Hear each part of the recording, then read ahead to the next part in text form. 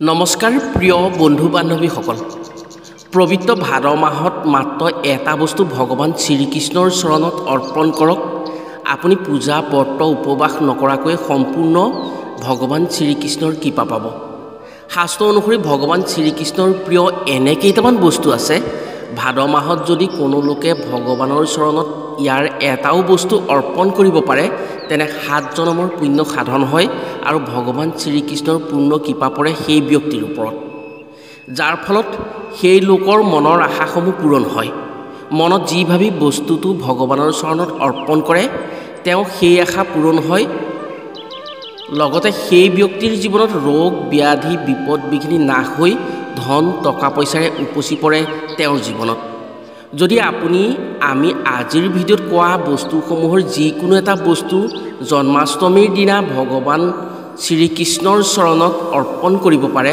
তেনে শাস্ত্ৰমতে সেই ব্যক্তিৰ কোনো দিনেই আনৰ ওচৰত হাত পাতিব নালাগে তেওঁ হাতত মহালক্ষ্মীয়ে বাস কৰে আৰু ভগৱান কৃষ্ণৰ পৰম কৃপাত কোনো ক্ষেত্ৰত কাৰো ওচৰত হাৰিব নোৱাৰে আজিৰ ভিডিঅ'ত আমি আপোনাক জনাম পবিত্ৰ ভাদ মাহত ভগৱান শ্ৰীকৃষ্ণৰ চৰণত কি বস্তু অৰ্পণ কৰিলে মনৰ আশা পূৰণ হয় আপুনি যদি জীৱনত কিবা পোৱাৰ আশা কৰি আছে তেনে পবিত্ৰ ভাদ মাহত নিশ্চয় এইটো বস্তু ভগৱানৰ চৰণত অৰ্পণ কৰক আৰু আপোনাৰ ভাগ্যৰ চমৎকাৰ চাওক যি ভাবি আপুনি বস্তুটো দিব পিছদিনাই আপোনাৰ মনৰ আশা পূৰণ হ'ব সেয়েহে আজিৰ ভিডিঅ'টো আপুনি সম্পূৰ্ণকৈ চাওক আৰু ভাদ মাহত কি বস্তু ভগৱানৰ চৰণত অৰ্পণ কৰিলে সকলো পাপ খণ্ডন হৈ ভগৱান কৃষ্ণৰ কৃপা পাবলৈ সক্ষম হয় কথাখিনি জানি নিশ্চয় উপকৃত হ'ব পাৰিব প্ৰিয় বন্ধু বান্ধৱীসকল তেনে জানো আহক পবিত্ৰ ভাদ মাহত ভগৱান শ্ৰীকৃষ্ণৰ চৰণত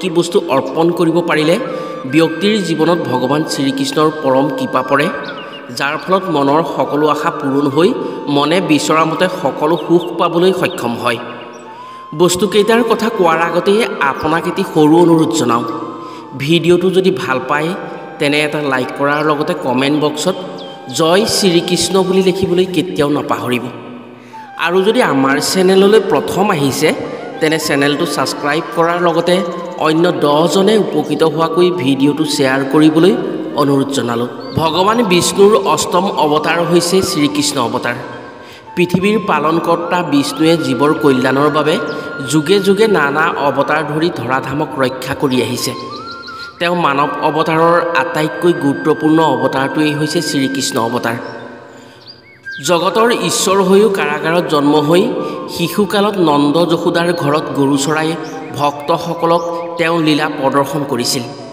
অত্যাচাৰী কংস ৰজাই তেওঁক বধ কৰিবলৈ পঠোৱা অসুৰবোৰক বধ কৰি গোকুল বৃন্দাবনত শান্তি প্ৰতিষ্ঠা কৰিছিল কালিন্দী হ্ৰদত মহাবিধৰ কালিক বধ কৰি ভক্তসকলক ৰক্ষা কৰিছিল গোৱালীৰ ঘৰত মাখন চুৰি কৰি নিজৰ লীলা প্ৰদৰ্শন কৰি ভক্তৰ মনোবাঞ্ছা পূৰ্ণ কৰিছিল দেৱৰাজ ইন্দ্ৰৰ গৰ্ব খৰ্ব কৰিবৰ বাবে এটা আঙুলিৰে গোবৰ্ধন দাঙি ধৰি গোকুলবাসীক মহা সংকটৰ পৰা উদ্ধাৰ কৰিছিল গোকুল বৃন্দাবনত গৰু চৰাই ফুৰোতে লগৰীয়াৰ সৈতে ৰং ধেমালি কৰি থকাৰ অৱস্থাত বকাসুৰ অঘাসুৰ পলম্বাসুৰ অৰিষ্টাসুৰৰ দৰে মহা মায়াবী অসুৰবোৰক বধ কৰি নিজৰ বীৰত্ব জনাইছিল দুৰাচাৰী কংসক শৰতৰ পূৰ্ণিমাত গোকুলৰ গোপীসকলৰ লগত জোনৰ পোহৰত ৰাসলীলা কৰি ভক্তসকলৰ মনৰ কামনা পূৰণ কৰি ভক্তাধীন ভগৱানে নিজৰ ঈশ্বৰৰ ঈশ্বৰত্ব প্ৰদৰ্শন কৰিছিল যমুনাৰ পাৰত তেওঁ মধুৰ বাঁহীৰ সুৰে মন প্ৰাণ পুলকিত কৰিছিল প্ৰিয়তমা ৰাধাৰ ভগৱান শ্ৰীকৃষ্ণই গোকুল এৰি মথুৰালৈ গৈ মুষ্টিৰ প্ৰহাৰত মহা অত্যাচাৰী কংসক বধ কৰে আৰু মথুৰা নগৰীত শান্তি প্ৰতিষ্ঠা কৰে সেইজন ভগৱান শ্ৰীকৃষ্ণৰে জন্ম হৈছিল পবিত্ৰ ভাদ মাহৰ অষ্টমী তিথিৰ ৰোহিণী নক্ষত্ৰত মথুৰাৰ কাৰাগাৰত দৈৱকীৰ গৰ্ভত আপুনিও যদি এই পবিত্ৰ ভাদ মাহত ভগৱান কৃষ্ণৰ প্ৰিয় এইকেইটা বস্তু ভগৱান কৃষ্ণৰ চৰণত অৰ্পণ কৰিব পাৰে বিশেষকৈ কৃষ্ণ জন্মাষ্টমীৰ দিনা অৰ্পণ কৰিব পাৰে শাস্ত্ৰমতে ৰোগ ব্যাধি বিপদ বিঘিনি দূৰ হৈ মনত ভবাৰ দৰে ফলপ্ৰাপ্তি হয় আপুনি যি ভাবি অৰ্পণ কৰিব সেই আশা ভগৱান কৃষ্ণৰ কৃপাত পূৰণ হ'ব বুলি বিশ্বাস কৰা হয় প্ৰিয় বন্ধু বান্ধৱীসকল তেনে পলম নকৰি জানো আহক সেই বস্তুকেইটানো কি কি কেইটা বস্তু ভগৱান কৃষ্ণৰ চৰণত অৰ্পণ কৰিব পাৰিলে ভাদ মাহত ব্যক্তিৰ মনৰ কামনা পূৰ্ণ হয় আৰু মনে ভবামতে সকলো ফল প্ৰাপ্তি হয়। আপোনাৰ জীৱনত যদি সুখ শান্তি কামনা কৰে, পাৰিবাৰিক ক্ষেত্ৰত যদি সদায় মিলা প্ৰীতি বিচাৰে, তেনে ভাদ মাহত আপুনি ভগৱান শ্ৰীকৃষ্ণৰ চৰণত এটা বাঁহী অৰ্পণ কৰক বা এটা বাঁহী দান কৰক। বাঁহী হৈছে ভগৱান শ্ৰীকৃষ্ণৰ অতিকে প্ৰিয়। তেওঁ বাঁহীৰ সুৰেৰেই গোকুলৰ গোপীসকলক মুগ্ধ কৰিছিল। ভগৱান কৃষ্ণক সেয়েহে বংশীধৰ বুলিও জনা যায়। পবিত্ৰ ভাদ মাহৰ জন্মাষ্টমীৰ তিথিত যদি এটা ধাতুৰ বাঁহী ভগৱান কৃষ্ণৰ চৰণত অৰ্পণ কৰিব পাৰে, তেনে আপোনাৰ ঘৰত সদায় সুখ শান্তি অটুট থাকিব।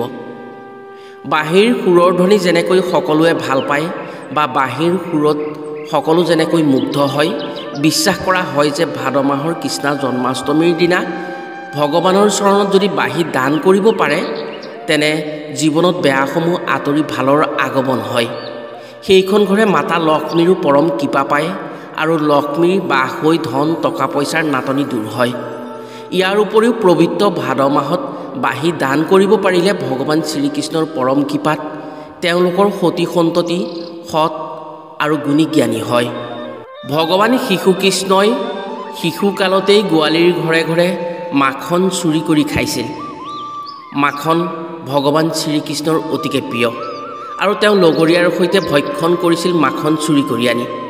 পবিত্ৰ ভাদ মাহৰ কোনো এটা দিনত যদি ভগৱান শ্ৰীকৃষ্ণৰ চৰণত মাখন অৰ্পণ কৰিব পাৰে, তেনে আপোনাৰ জীৱনত কোনোদিনেই অৰ্থৰ নাটনি নহয়। ইয়াৰ উপৰিও পবিত্ৰ ভাদ মাহত মাখন দান কৰিব বা অৰ্পণ কৰিব পাৰিলে আপোনাৰ জীৱনত কোনো দিনেই একো বস্তুৰ অভাৱ অনাটন নহয়।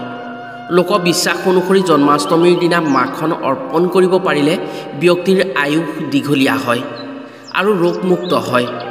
যদি ব্যক্তিৰ শৰীৰত বিষজনিত ৰোগে অশান্তি দি থাকে, তেনে ভাদ মাহত ভগৱান শ্ৰীকৃষ্ণৰ চৰণত যদি মাখন দান দিব বা অৰ্পণ কৰিব পাৰে, তেনে তেওঁ ৰোগমুক্ত হৈ নিৰোগী হোৱাৰ সুযোগ পায়।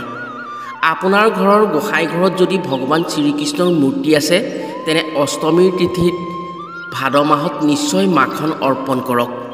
এই কাৰ্যৰ জৰিয়তে ভগৱান শ্ৰীকৃষ্ণ অতি প্ৰসন্ন হয় আৰু সেইখন ঘৰত ভগৱান শ্ৰীকৃষ্ণৰ পৰম কৃপা পৰে, যাৰ ফলত ৰোগ ব্যাধিৰ পৰা মুক্ত হোৱাৰ লগতে কোনোদিন ৰান্ধনি ঘৰত অন্নৰ নাটনি নহয়। আপোনাৰ ভাগ্যৰ দোষ যদি খণ্ডন কৰিব বিচাৰে বা আপুনি যদি সৌভাগ্যশালী হ'ব বিচাৰে, যিকোনো ক্ষেত্ৰত সফলতা পাব বিচাৰে, আশা কৰা মতেই ফল পাব বিচাৰে, তেনে পবিত্ৰ ভাদ মাহত এখন হালধীয়া বস্ত্ৰ ভগৱান শ্ৰীকৃষ্ণৰ চৰণত অৰ্পণ কৰক। ভগৱান শ্ৰীকৃষ্ণৰ হালধীয়া ৰংটো অতিকে প্ৰিয়। তেওঁৰ শৰীৰত সদায় এখনি হালধীয়া বস্ত্ৰ থাকেই। পবিত্ৰ ভাদ মাহত যদি ভগৱান শ্ৰীকৃষ্ণৰ চৰণত এখন হালধীয়া বস্ত্ৰ অৰ্পণ কৰিব পাৰে, তেনে আপোনাৰ ভাগ্য উদয় হ'ব। আপোনাৰ কুণ্ডলীত থকা সকলো গ্ৰহদোষ নাইকিয়া হ'ব। হালধীয়া ৰংটো গুৰু বৃহস্পতিৰ কাৰক। এই কাৰ্যৰ জৰিয়তে ভগৱান শ্ৰীকৃষ্ণৰ লগতে গুৰু গ্ৰহৰ পৰম কৃপা লাভ কৰিব পাৰে, যাৰ ফলত ভাগ্য উদয় হৈ যিকোনো ক্ষেত্ৰত সফলতা প্ৰাপ্তি হয়। বিশেষকৈ যিসকল লোকে চাকৰি বাকৰিৰ বাবে হাবিয়াস কৰি থাকে বা চাকৰি বাকৰিৰ কাৰণে তেওঁলোকে চিন্তা কৰি আছে, তেওঁলোকে যদি পবিত্ৰ ভাদ মাহত ভগৱান শ্ৰীকৃষ্ণৰ চৰণত এখন হালধীয়া বস্ত্ৰ অৰ্পণ কৰিব পাৰে বা দান কৰিব পাৰে, তেনে তেওঁলোকৰ ভাগ্যৰ দুৱাৰ মুকলি হ'ব খুব সোনকালে। তেওঁলোকে নিজৰ আশা পূৰণ কৰিব পাৰিব। ইয়াৰ উপৰিও পবিত্ৰ ভাদ মাহত কৰা এই কাৰ্যৰ ফলত ব্যক্তিৰ মন সুখ হয়। আপোনাৰ যদি মনত অশান্তি দুখ বেজাৰ আহি থাকে, তেনে পবিত্ৰ ভাদ মাহত এই কাৰ্য নিশ্চয় কৰক। দুখ কষ্ট আঁতৰাই সুখ শান্তি পাবলৈ সক্ষম হ'ব। আপোনাৰ ঘৰত যদি অশান্তি হৈ থাকে, ঘৰৰ সদস্যসকলৰ মাজত যদি হাই কাজিয়া লাগি থাকে, আকস্মিক বিপদ বিঘিনি হৈ আপোনাৰ আকস্মিক বিপদ বিঘিনিয়ে লগ এৰা নহয়, অযথা ধন সম্পত্তি টকা পইচা খৰচ হৈ থাকে, এটা সমস্যাৰ পাছত আন এটা সমস্যা আহি আপোনাক অশান্তি দি থাকে, তেনে ভাদ মাহত এযোৰ ময়ূৰ পাখি ভগৱানৰ চৰণত অৰ্পণ কৰিব। ময়ূৰ পাখি হৈছে ভগৱান শ্ৰীকৃষ্ণৰ অতিকে প্ৰিয়। তেওঁ শিৰৰ মুকুটত আপুনি নিশ্চয় ময়ূৰ পাখি দেখিছে। যদি ভাদ মাহত এযোৰ ময়ূৰ পাখি দান কৰিব পাৰে, তেনে জ্ঞান বুদ্ধি প্ৰসাৰ হয়। যদি আপোনাৰ সন্তানে পঢ়া শুনাৰ ক্ষেত্ৰত পাছ পৰা হৈছে, আপুনি আশা কৰা মতে ফল দেখুৱাবলৈ সক্ষম হোৱা নাই আপোনাৰ সন্তানে, তেনে সেই সন্তানৰ হৈ এযোৰ ময়ূৰ পাখি আপুনি জন্মাষ্টমীৰ দিনা ভগৱান শ্ৰীকৃষ্ণৰ চৰণত অৰ্পণ কৰক। সন্তানৰ মন মগজু ভাল হ'ব আৰু ভাল কথা ভাল চিন্তা কৰিবলৈ তেওঁলোকে সাহস পাব। অধিক উন্নতি হৈ সন্তানে যিকোনো ক্ষেত্ৰত সফলতা অৰ্জন কৰিবলৈ সক্ষম হ'ব। আপুনি যদি এযোৰ ময়ূৰ পাখি ঘৰখনৰ হৈ ভগৱানৰ চৰণত সেই দিনটোত দান কৰিব পাৰে বা অৰ্পণ কৰিব পাৰে, তেনে আপোনাৰ ঘৰলৈ সদায় সুখ শান্তি আহিব।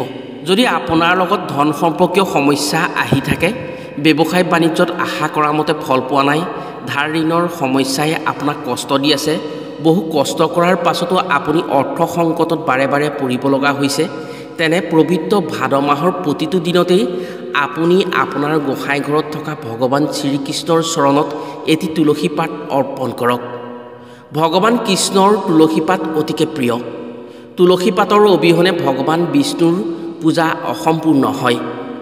আনফালে তুলসী মাতা লক্ষ্মী মাতাৰ স্বৰূপ বুলি মনা হয়। ভাদ মাহৰ প্ৰতিটো দিনত যদি আপুনি এটি তুলসী পাত কৃষ্ণৰ চৰণত অৰ্পণ কৰিব পাৰে, তেনে ভগৱানৰ লগতে মাতা লক্ষ্মী অতি প্ৰসন্ন হয়। এই কাৰ্যৰ জৰিয়তে ধন টকা পইচা সম্বন্ধীয় সকলো সমস্যাৰ পৰা আপুনি মুক্ত পাব পাৰিব।